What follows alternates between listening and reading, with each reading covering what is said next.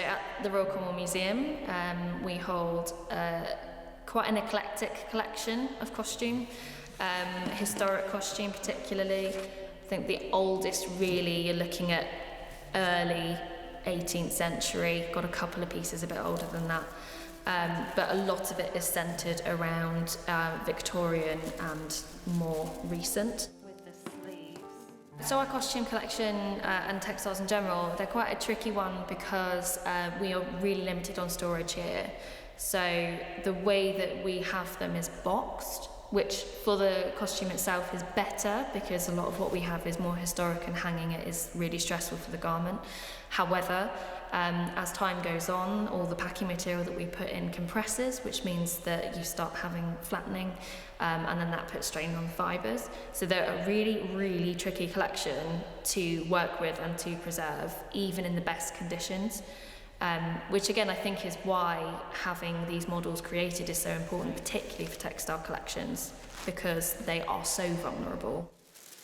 We have an array of clothes from bodices and skirts from the 1800s to some fantastic shoes. A lot of the garments we're capturing today are quite high end.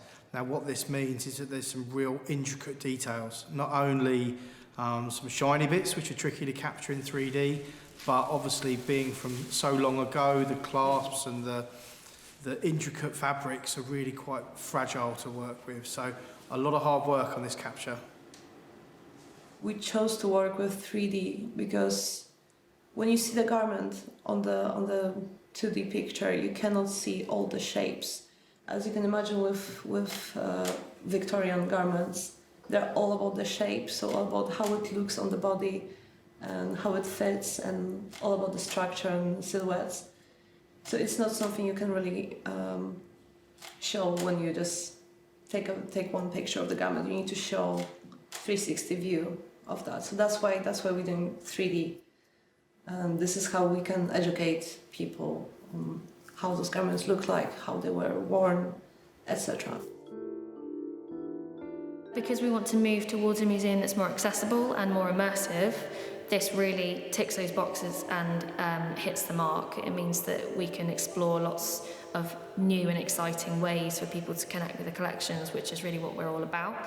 I mean, just on the surface of it, they're really lovely for people to almost have a more tactile experience or something, even though they are digital, they're intangible, but I think you can really get into them more and use them more immersively. Lots of ways to use them. It could be really exciting.